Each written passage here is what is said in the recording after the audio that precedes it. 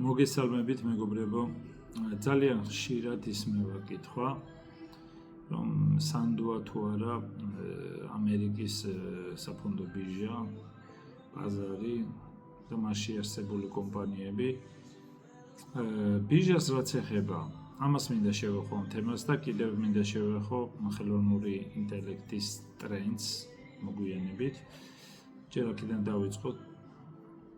ბაზარს თუ არ ენდე და თუ სუეჯი გქონდა რომ აი ბაზარი სულ განცამტვერდება და განულდება და დაიხურება თუ რა ვიცი რა შეიძლება მინდა გითხრათ რომ ბოლო 100 წელია და მეტი იდეალურად მუშაობს 10%-იანი წლიური ზრდას წარმოადგენს ყოველწლიურად გასაშუალებული 10% და ყოველი ბუნებრივი მდგომარეობა ბაზრის არის დადებითი ანუ იზრდება ყოველთვის ამას განაპირობებს პროდუქტიულობა, ამას განაპირობებს ინფლაციური ზრდაც და ასე შემდეგ. იმიტომ ბაზარი საკმაოდ ნორმალური ჰეჯია ინფლაციისთვის. როგორც უძრავი იქნება, ფიქრობ, რომ აქციები უკეთესი ჰეჯია. აქედან გამომდინარე, გრძელვადიანი ზრდა არის ბუნებრივი მისი მდგომარეობა და ასე რომ ამერიკა სანამ იარსებებს, ესაც იარსებებს. ყოველ შემთხვევაში მომავალი 100 წელი. აქედან გამომდინარე, სანდოობას თუ ფიქრობთ თქვენ რომ ბაზარი სტანდარტო 500 თუ რაღაც დაემართება და ეს არ იქნება. ხა ატომური ომი თუ მოხდა და გაცამდერდა ყველაფერი, ეს არავინ არ იცის ეს ფორს-მაჟორული მდგომარეობა. აქედან ვერავინ ვერ გიპასუხებთ ამაზე, მაგრამ თუ სტატუს-კვოს შევინარჩუნებთ, თუნდაც იყოს გეოპოლიტიკური თუ ეკონომიური სხვადასხვა რისკები არსებული, ჩვეულებრივ გაგრძელდება. ბევრმა იცის რომ ომი მოხდება, ომის დროს სხვათა შორის ძალიან კარგად იზრდება. არავის არ უნდა ომის საშინელება, რა თქმა უნდა, მაგრამ 42-ში და ასე შემდეგ 42-ის მერე ძალიან კარგად გაიზარდა ბაზარი და რო დასრულდა ომი იდეალურად იზრდებოდა.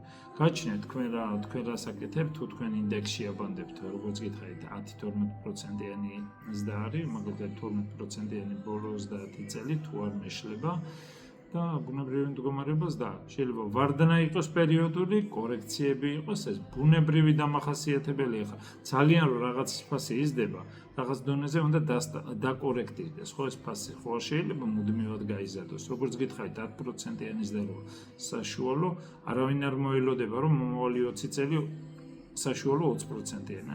ამიტომ ძალიან ექსესებია და ბაზარზე ზედმეტად აიწია ბაზრის ინდექსის ფასმა, რაღაც დონეზე უნდა დაკორექტირდეს და ასე შემდეგ. თუ ძალიან დაბლა ჩამოვა, ანუ კარგი კორექცია გაკეთება, შემდეგ უნდა აიწიოს და ასე შემდეგ.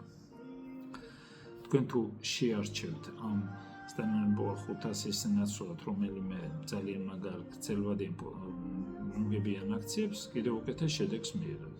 მაგალითად ის ტრენდი, რაც დღეს არსებობს და ბევრს ეჭვება ბაბლია ხელოვნური ინტელექტის, რომელიღაცა აქციები შეიძლება არ მომგებიანი გამოდგეს, არ ვიცი, მთლად მათთვის არ ფასი გაიზარდოს უაზრო და არ იყოს მიზიდველი, მაგრამ ძირითადი ნაწილი, რაც კარგი აქციების ძირითადი ნაწილზე მოგსაუბარი, რომლებიც რეალურად აქვთ მომგებიანობა და ასე შემდეგ, ძალიან კარგად იყენებენ მიუხედავად დიდი ინვესტიციებისა ხელოვნურ ინტელექტში, რომ მათ გაზარდონ პროდუქტიულობა და უკეთესი კომპანიები მოგვევლინონ მომავალში. ასეთი მოლოდინია და ხელოვნური ინტელექტი, როგორც ამბობენ, ყველა კომპანია შეეხება და ძალიან ბევრ რამეს შეეხება. გაუმჯობესებისკენ იქნება შესაბამის კომპანიებისთვის და შესაბამისად პროდუქტიულობა გაიზრდება. რაღაც მომენტში ინვესტორებს საერთოდ არ უყვართ ინვესტიციები, საერთოდ როდესაც აბანდებს კომპანია რაღაცაში, ხო, მაგალითად დღეს ინფრასტრუქტურაში აბანდებს, რომ შექმნას ეს ბაზა, ძლიერი ბაზა ხელოვნური ინტელექტისთვის, ხო? როდესაც დიდი დაბანდებებია, ამ დროს რაღაც დონეზე ძალიან კომპანიების ვარდნები ხდება, კორექტირდება და ასე შემდეგ და სულ ეჭვია, რომ ეს გამართლებს. მაგრამ ძელვადაზე ეს დაბანდებული დღევანდელი ინვესტიცია მოიტანს მოგებას. ეს არის მოლოდინი. ეს არის ის, რასაც